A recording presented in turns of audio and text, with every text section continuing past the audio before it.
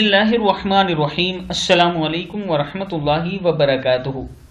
عابد راجہ channel کی طرف سے آج میں اپنے دوستوں کو رسول اللہ صلی اللہ علیہ وآلہ وسلم کا ایک بہت ہی پیارا فرمان سناؤں گا۔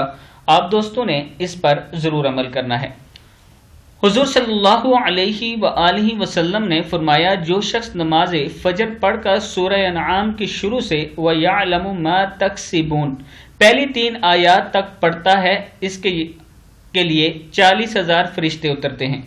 اس کے لیے 40,000 فرشتوں کی عبادت کا ثواب لکھا جاتا ہے، اور اس کے پاس 7 آسمانوں کے اوپر سے ایک فرشتہ بھیجا جاتا ہے۔